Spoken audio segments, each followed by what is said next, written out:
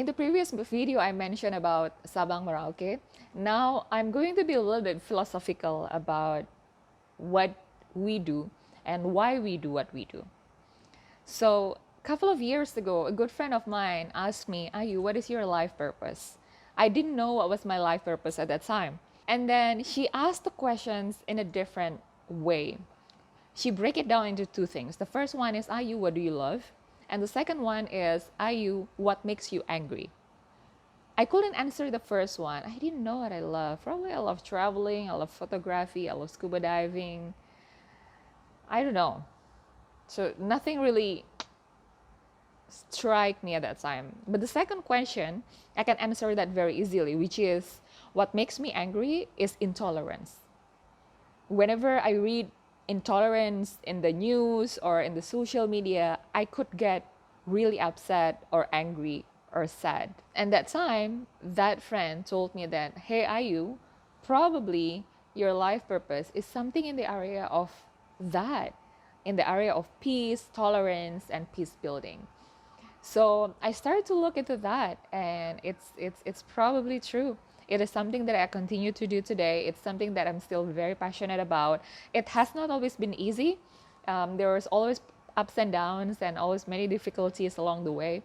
But I think once you find what you love, or what you find what makes you angry, it is a lot easier for us to navigate our lives and see what truly matters that we want to do in our lives.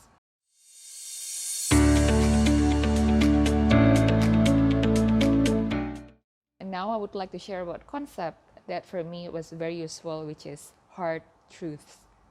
Hard truths are facts that is not fun. And it can be anything. It can be anything that happens in the world or happens to us that is not fun. But it is happening and it is a fact. And once I understand the concept of hard truths, it is actually easier for me to be not easily sad or upset or triggered or angered or suffer from everything that happens in the world. So for example, one of the hard truths that I learned is that not everyone will like me and what I do. So once I understand that, whenever there is someone that doesn't like me or disagree with how the way I do things, it is okay. I don't need to be upset, and I don't have to convince them to like me or to agree with how the way I do things. And that is okay. It is what it is. It doesn't mean that probably we wouldn't improve how the way we do things. Of course, we take that as a learning. But if we understand that we believe that what we're trying to do is important and this is the best way to do it, and that is okay if there is any other people that doesn't like us. Another hard truth is, for example, not everyone will care about the topic that I care as much as I do. So for example, when I talk about peace building, and there are people who are like, oh, what do you mean by peace building? Oh, is it important? Oh, there are many other topics that is much more important than peace building. That's okay. It doesn't mean that we won't try to change them. It's okay. And if you're unable to change them, that is okay too. We don't have to be upset. And once we understand the concept of hard truths, we will suffer less. And we will go through in our life vision as a peace builder or as anything in a lot lighter way. Because we know that hard truths are just hard truths. It is what it is. And it doesn't have to anger us. It doesn't have to trigger us. It is what it is.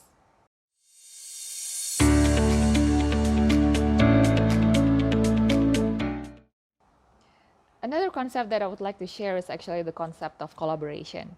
Usually in the beginning, when we start our organizations or our movement or our community, sometimes we feel that we are alone, that there's not many people are actually walking in this path. And sometimes, although sometimes that it can be true, but sometimes it is not exactly true. Why? Because usually collaboration can and should happen not just among organizations in the same topic, but actually also across topics. Let me give you an example. Peace building topic is not an isolated topic. peace building is related to, is triggered, and impacting a lot of other aspects in humans' life.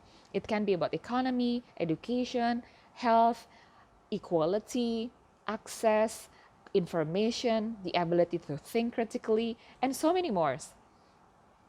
And if we're able to think about this and we're able to expand our mindset, that there are many aspects that can be related to the topic that we're working on, hopefully we'll be able to expand the possibility of collaborators around us.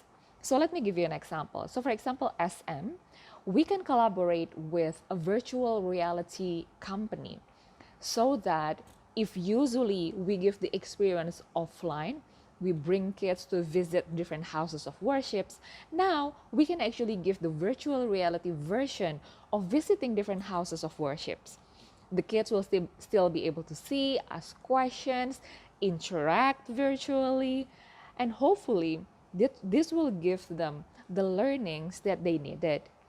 Another things, for example, we can interact with children's storyteller that can give a lot more information and sometimes in a way that is much more interesting and engaging for children than us. And hopefully, once we're able to identify how our peace building is related to different aspects of humans' life, we'll be able to find ideas of collaborations in many organizations that is not necessarily in the peace building sectors. And through this, hopefully, we'll be able to create even bigger impact. And with this, I would like to encourage everyone to actually check the website and the YouTube of ASEAN-IPR, because in the website and the YouTube, there's a lot activities, events, experts that we can reach out to, networks, resources that we can access, so that hopefully we don't feel too alone in this peace building processes, and we can learn from past success stories and experiences that has been done regionally. That is all from me. Thank you very much. Bye-bye.